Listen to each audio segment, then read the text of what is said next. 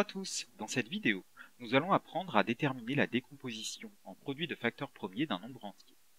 Il faut déjà savoir que n'importe quel nombre entier positif qui n'est pas premier et qui est supérieur ou égal à 2 peut s'écrire de façon unique, à l'ordre des facteurs près, sous la forme d'un produit de nombres premiers. La décomposition ainsi obtenue est appelée la décomposition en produit de facteurs premiers. Pour déterminer cette décomposition, nous allons devoir diviser successivement le nombre considéré par des nombres premiers. Pour ceci, on procède à l'aide d'un arbre. Le plus petit des nombres premiers est 2. Il faut donc se demander, est-ce que 2520 est divisible par 2 ? Pour le savoir, tu peux utiliser les critères de divisibilité ou bien ta calculatrice. 2520 est un nombre pair, on peut donc le diviser par 2. 2520 est égal à 2 fois 1260. J'écris donc le nombre 2 qui est un nombre premier à gauche sur mon arbre et j'écris le quotient obtenu lorsque je réalise la division de 2520 par 2 à droite. 2520 divisé par 2, comme notre nom le dire, est égal à 1260. Nous allons continuer notre décomposition en divisant le quotient obtenu, 1260, par un nombre premier. Alors, on a déjà divisé par 2, mais peut-être qu'on peut diviser plusieurs fois par 2 qui est un nombre premier. 1260 est encore un nombre pair, on peut encore le diviser par 2. On divise donc encore une deuxième fois par 2, et 1260 divisé par 2 nous donne 630. On continue en se demandant, est-ce que 630 est divisible par 2 ? La réponse est oui, 630 est égal à 2 fois 315. 315 n'est plus divisible par 2.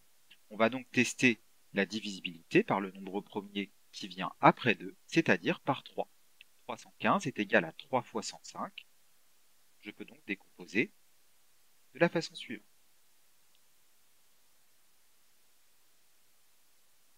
Je continue, 105 est toujours divisible par 3, c'est égal à 3 fois 5.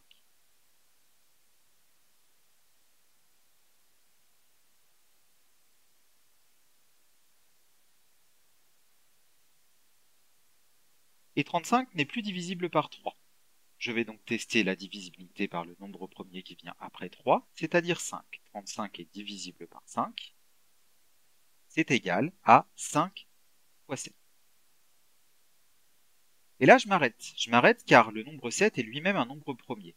Donc pour déterminer la décomposition en produit de facteurs premiers, on procède comme nous venons de le voir, on divise successivement par des nombres premiers jusqu'à ce que le quotient qu'on obtienne soit lui-même un nombre premier.